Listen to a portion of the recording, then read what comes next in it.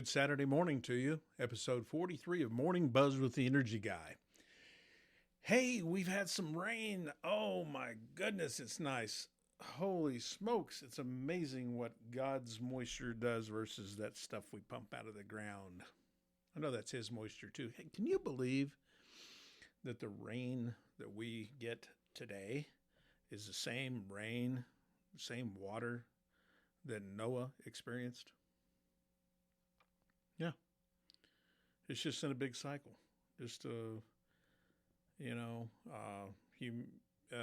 evaporation. The water rises. Then the conditions are just right for a rain again. The water drops, falls into the earth, absorbed into the earth, etc., etc., etc. As the cycle goes on, it is crazy, but it's the cycle of life. But man, thank the good Lord, we have had some awesome rain. I think we've had close to 3 inches over the last 3 days, and we have rain in the forecast today, Saturday, June 6th. And we have rains predicted for Sunday and maybe even into Monday. So that's awesome. The only thing that's not awesome is if you have a leaky roof. I'd like to name some people that could help you with that, but we've got just too many of them that actually are members of Farmers Electric Cooperative. Farmers Electric Cooperative, headquartered here in the high plains of eastern New Mexico in Clovis, New Mexico, and that's where I'm recording today, is the Farmers Electric Studios, located at 3701 North Thornton Street. That's Thorn, Thornton Street. People don't say Thornton. They say Thornton. I saw a deal over the last couple of days. It was on Reels, and it was two things. One was a couch. You know, what do you call your couch? What do you call that long piece of furniture that's, got cushions on it that most people sit on, and they're most comfortable. Maybe 3 or 4 people can sit on it. And, you were supposed to answer that. So a lot of the answers were, several answers, the couch, sofa, Davenport. That's one I hadn't heard in a long time. I think that probably came over the ocean from England. Divan. We used to say that back in the 70s in my family. My mother said divan. But I think most recently we just call it a couch. And the other one was, what do you call that appliance that you plug in and it keeps things cold and also has a freezer? And some of them were fridge. This one my wife used for years and years, icebox. That's an old saying, but it was an icebox to her. Another one is fridge, refrigerator, Frigidaire. I thought that was, and that's probably where the name fridge comes from. I don't know, but Frigidaire was actually a brand, and it might have been, perhaps it was one of the first brands of an electric refrigerator. I didn't look it up, but anyway, I think things like that are pretty cool. I don't want to get off on too much of a tangent. I am going to get off a bit of a tangent, though. So this week we had primaries in the state of New Mexico. This past Tuesday was election day. And the governor's race, I think, is going to be very interesting, to say the least. So I think we all kind of knew Deb Haaland, Haaland, former Interior Secretary, I think, under the Biden cabinet, or in the Biden cabinet. She pretty much ran away with the Democratic primary, soundly defeating Sam Bergman. Bergman, I saw him speak when I was actually in Las Vegas, New Mexico, where I'm headed right after the show, to work on my house that I'm selling. 3-bedroom, 2-bath. New roof, new toilets, new vanity, fairly new water heater. We may change it out. No, it's a pretty good water heater. We may not change it out. All new paint. Just a really cool historic story. So if you're interested, shoot me a message. No, we love Las Vegas. My son lived there while he was going to school at Highlands University. The community is awesome. Everybody embraced us, made us feel, welcome, and almost like we were locals. But anyway, I did hear him speak in Las Vegas. When he announced he was running for governor, and he's more of a centrist, who's tough on crime. He's the former DA of Bernalillo County. And, wore a Western hat, and he kind of looked the part, but he got his backside kicked. But Haaland is far more left-leaning, much like our current governor, MLG. So if you want, to stay with the status quo, and keep things the same as they always have been, not always, but for the last several years in New Mexico, vote for Haaland. Greg Hull he's a fairly newcomer.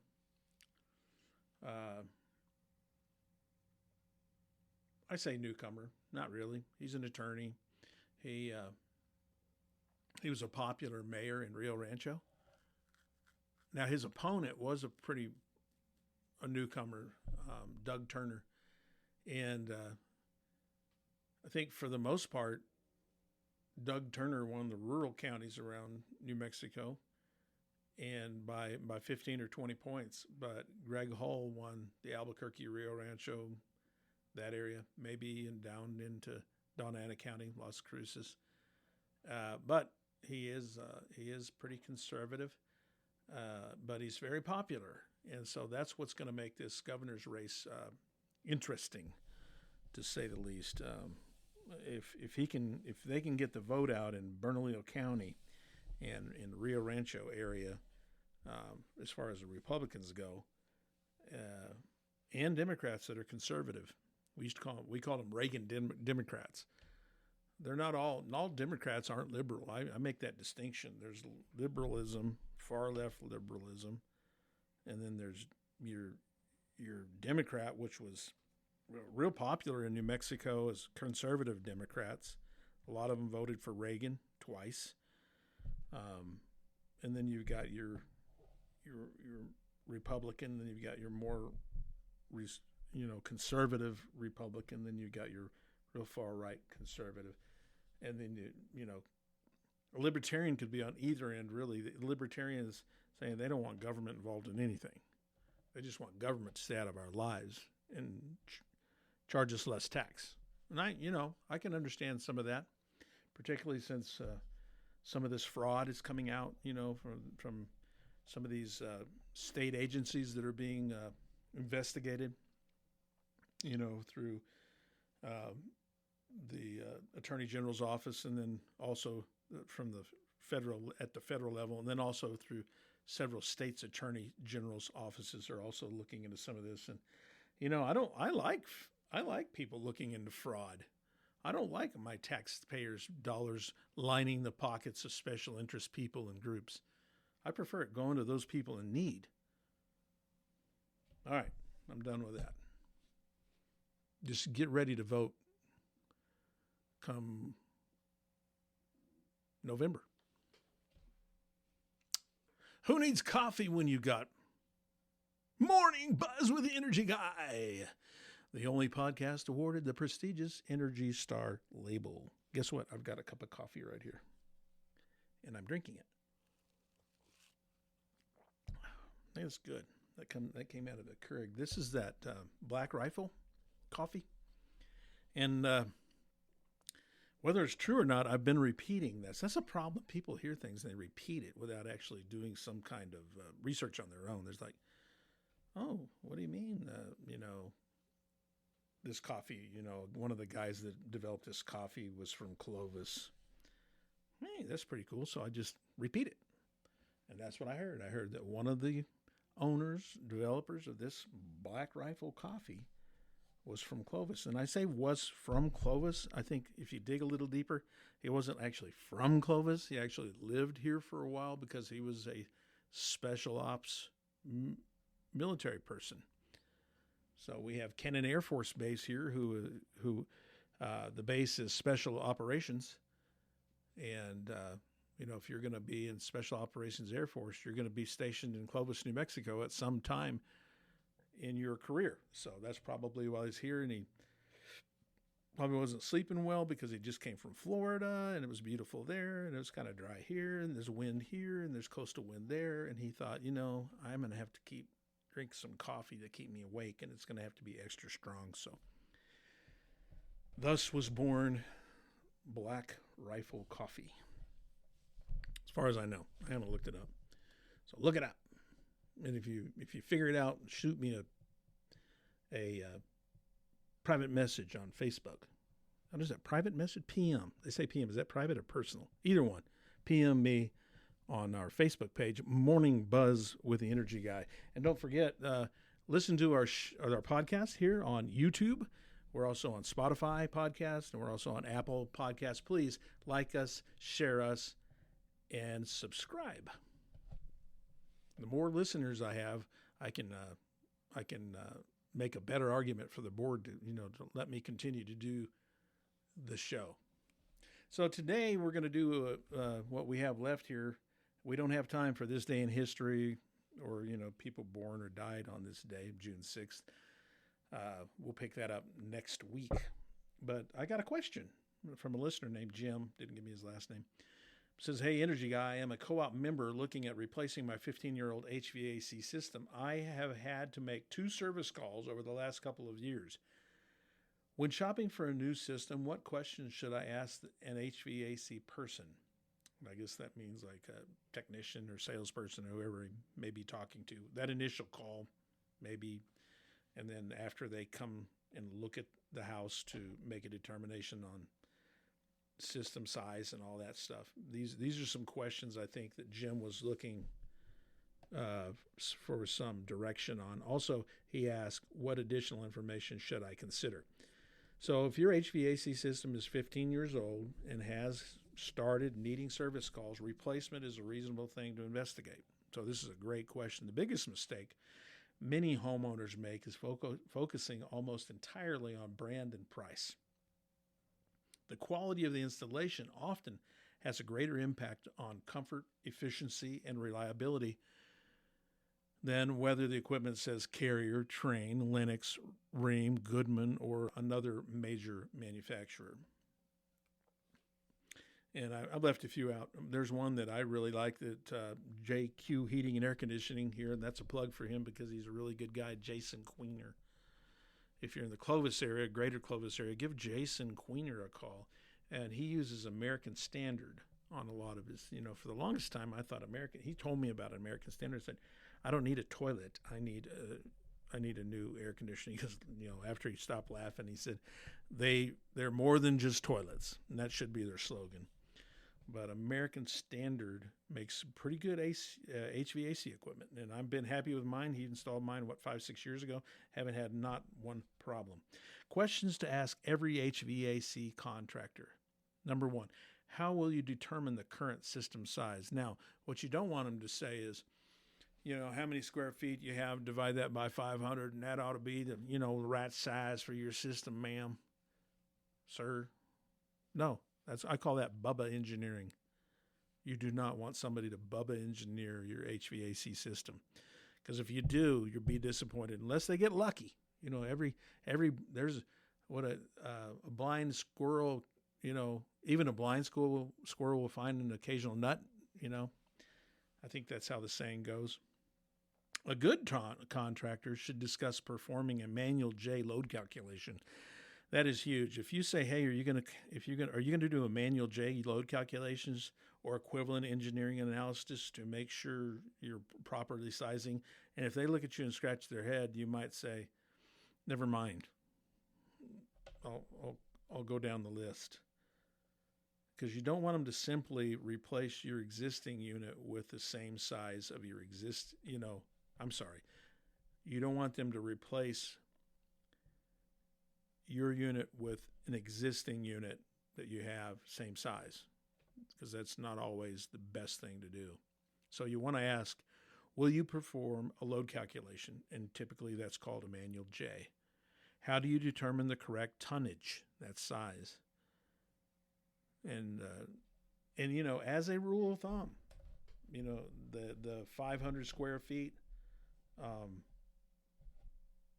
for every 1 ton. That, as a general rule, that kind of works, but that's not how you want to size it. In other words, if you have a 2,000 square foot home, you divide that by 500. That's 4. So a 4-ton unit should work. But again, let's dig a little deeper and make sure they know what they're talking about and do a true load calculation. Ask could my current system be oversized or undersized? And that may have been leading to some of these service calls. A properly sized system runs longer. It's not short cycling. It runs more efficient cycles, controls humidity better, lasts longer, because if you've got a unit that's short cycling, is off and on, off and on, and off, that's going to kill it over time. Just like a well pump. You don't want to off and on, off and on, off and on a well pump. You want it to run for a while. If you open a spigot, open it up, and keep it running, water for running flowing for a while. It's also going to provide, properly sized system is going to provide more consistent temperatures. Number 2, what efficiency ratings do you recommend and why? So this is going to be a little bit of a test when you talk to these guys, 16 after the hour, and they're going to pick it up just a little bit. And I was talking to a colleague of mine not long ago. They do listen to the show, and he's like, I listened to it at 200%. And I said, oh, that's the Ben Shapiro mode speed. So I sound like, it makes me sound really intelligent because, man, I'm shooting out all this information, not even taking a breath. That's what I call the Ben Shapiro mode. 200 times 2 speed. And you can make that adjustment in your phone if you're listening on your phone. Probably on your laptop or whatever you might be listening to. So what efficiency ratings do you recommend and why? You want to ask this specifically. What SEER rating do you recommend for my climate? What is the payback period for a higher efficiency equipment? So you can get off the shelf right now 14 SEER, okay? And you can get 15, 16, 17, 18, 22, 24, I think. But there's every time that SEER goes up 1 by 1 point, your system goes up the cost exponentially. Like a 14 SEER system versus a 16 SEER system. Well, that 16 SEER system may cost you another $1,000. And you want to know, what is the payback period for that $1,000 difference? Okay, sometimes the highest efficient system doesn't provide enough utility savings to justify the additional cost. So that's why you need to look at that over the life of the unit. Number 3, what are my options for single stage, 2-stage, or variable speed systems? Ask the contractor to explain initial cost, energy savings, comfort differences, and expected maintenance cost. In many homes, single stage is a lower cost. 2-stage is a good balance of comfort and value. Variable speed is best comfort and efficiency, but higher upfront cost. So payback time for that variable speed and higher SEER, those are important. Because you don't want to just be throwing money into the wind. Bragging rights aren't all that when you brag about how much you pay for your AC system. Your bragging should be, I got the best bang for my buck. And this contractor was awesome because he answered all my questions. Number 4, what warranties are included? Ask specifically.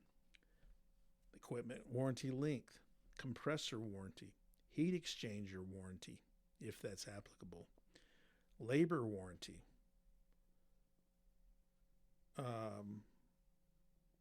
whether or not registration is required. And most of the time it is.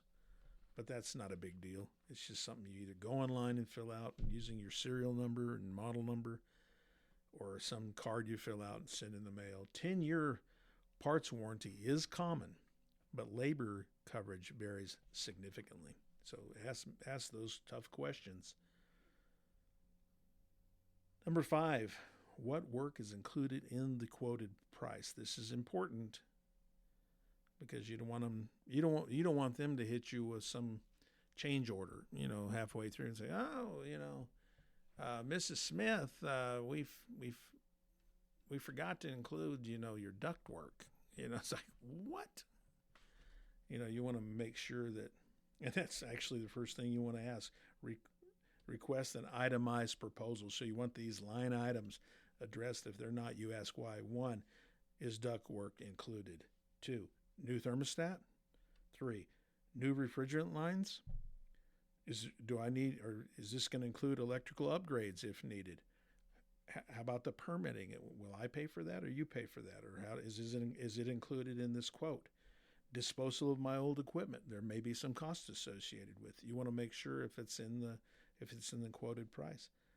And then the startup and commissioning, normally that comes with it without saying, but make sure, because you sure don't want to be hit with some unexpected line item that you didn't talk about.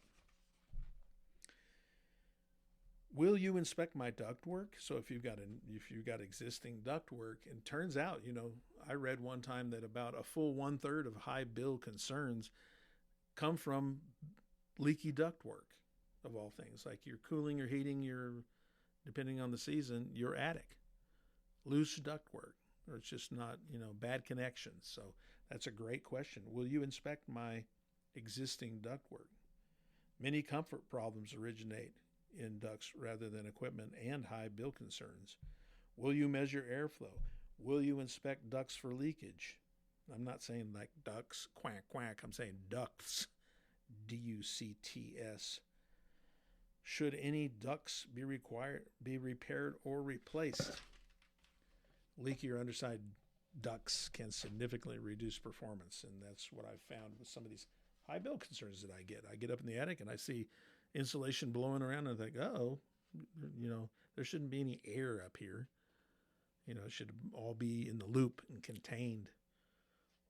Number 7, what refrigerant does the new system use? The industry has been transitioning to newer refrigerants. I think in my 27 years, there's been likely 4 different refrigerants, and you want to make sure and ask, which refrigerant does this system use? Is it likely to be widely available in the near and late future? And then also, what does that mean for future repair cost? Number 8. We're going to have to speed up a little bit. We're 22 and a half minutes into the hour. We're trying to do these shows in 30 minutes. How will indoor air quality be affected? Great question. So you ask about better filtration, humidity control, air cleaners, UV systems if appropriate, fresh air ventilation. Don't assume you need every add-on, okay?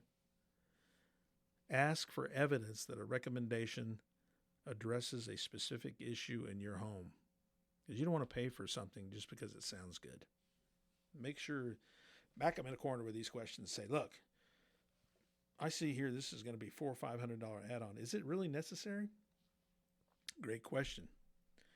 What maintenance will this system require? Ask annual service recommendations, filter replacement schedule, typical maintenance cost. Whether maintenance is required to maintain warranty coverage. Great question. The only bad question, ladies and gentlemen, is the question that doesn't get asked. You ever heard that before? I have. A lot. Number 10, how long should I expect this system to last? So you ask, expected lifespan in our climate. What are some common failure points of this system? Typical repair cost after the warranty expires. In other words, if you're 12 years in and your compressor fails, what can you expect to have to pay for that? And that would be a common problem, I'd say, after 12 years. Questions about the contractor.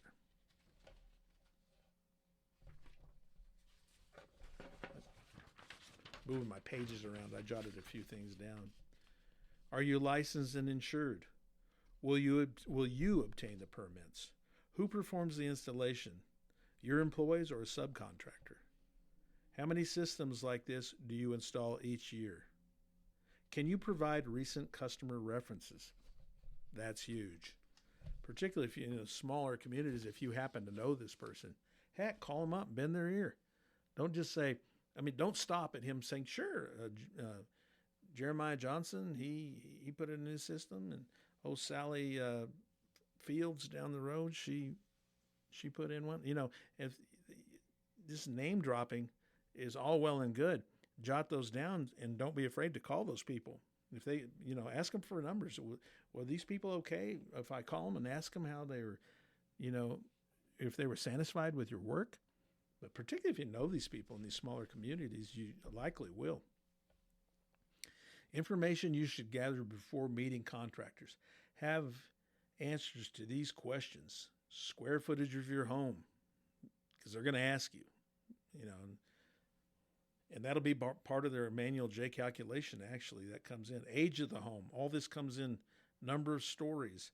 Current system size, tons, BTU rating. Average summer and winter utility bills. That's all helpful. Rooms that are too hot. You just, if you're or too cold, you're thinking to yourself, man, in the middle of summer when it's 95 degrees outside, this room never gets over 80 degrees. Why is that?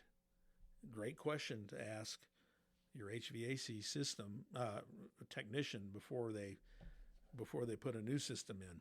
Or, hey, this room's too cold in the winter. It never gets warm. Or in the summer, man, it's super cold in this room, but in 2 doors down in another bedroom, it's 80 degrees. Those are great things to bring to the attention of the contractors, and oftentimes it's ductwork that could have a lot to do to undersizing, oversizing, short cycling. Number of things could come into play. Window replacements or additions. So you can tell them, hey, I replaced my windows. They were 50-year-old windows, and we replaced them 2 years ago with brand new low E Anderson windows or whatever, construction grade windows, something you bought, gelled ones, who knows. But give them all this answer. Their decisions, their best decisions are made on the best information. It's just like bad information in, bad information out. You want to give them, be honest with them, and you hope they'll be honest with you. Do you have any humidity problems that you've noticed?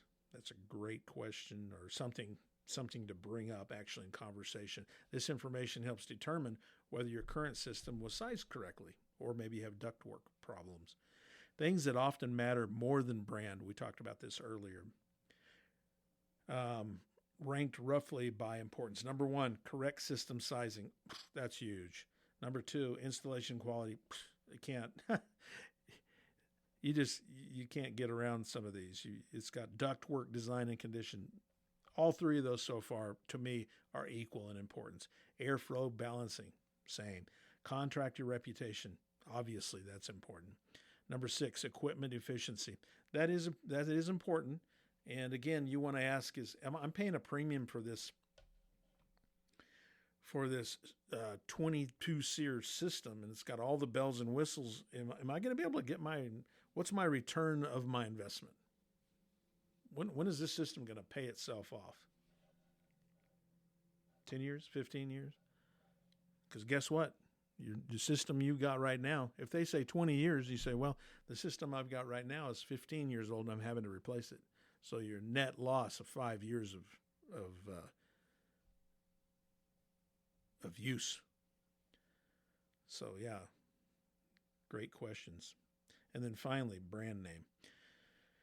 A premium unit that is poorly installed can perform worse than a mid-tier unit installed correctly.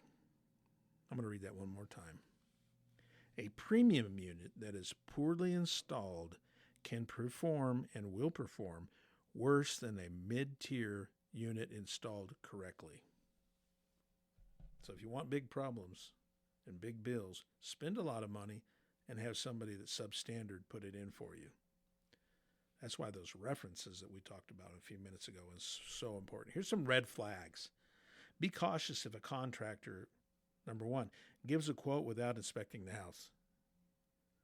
Hey, Mrs. Jones, how's it going? Yeah, you're interested in putting let's see, you got a 2,000 square foot house, so let me see. Bubba, what size of unit would we put in a 2,000 square foot house? Oh yeah, it's 2,000, let's see, 2,000 divided by 500. That's a 4-ton unit. Yes, ma'am. We can put a 4-ton unit in your house for $14,000 even. If you pay me in cash, there won't be any tax. Okay. Stay away from that guy. Way away. Be cautious if a contractor recommends the same size as your existing unit without analysis. Well, hell's bells. What size is your unit? Right now you got. Why are you asking me all these questions? If you got a 3.5 ton unit, heck, we'll just put a new one in, 3.5 tons. Oh yeah, I know it's made in China. I don't know. They got to meet those standards. When's it going to be here? Oh, I don't know. Slow boats are coming in kind of slow right now. It might be 6 months before we even get the equipment in. Be leery of that person. Be cautious if a contractor cannot explain sizing decisions. Pressures you to sign immediately. That's not good. Pushes only the highest priced option. Stay away from them. Won't provide a written proposal. Yeah, well, if you sign something without a written proposal, here's a saying for you. You can't fix stupid. Do not sign anything without having a written proposal in front of you. And then the last one, but certainly not the least, is be leery of a contractor that doesn't discuss ductwork. That's huge. I've mentioned ductwork I don't know how many times. 31 minutes and 53 seconds. Yeah, we're a little over. That's why I said we didn't have time. Get at least 3 quotes. I think that's important. Ask your utility who they like, who they might recommend. If a question I've been asked before is who would I personally use if I needed heating and air conditioning work done or a new heating and air conditioning system, and I will be more than happy to tell you. And I already have. You just have to listen to the show. But ask each contractor the same questions and compare. Contractor A, system size, efficiency and SEER, stage type, warranty, ductwork included, total cost, labor warranty, and so on and so forth. And it's only fair to ask them all the same questions. Okay, so come up with those questions. Be prepared for those questions before you start calling anybody. The contractor who spends the most time evaluating your home and discussing airflow, ductwork, and sizing is often the one most likely to deliver the best long-term results.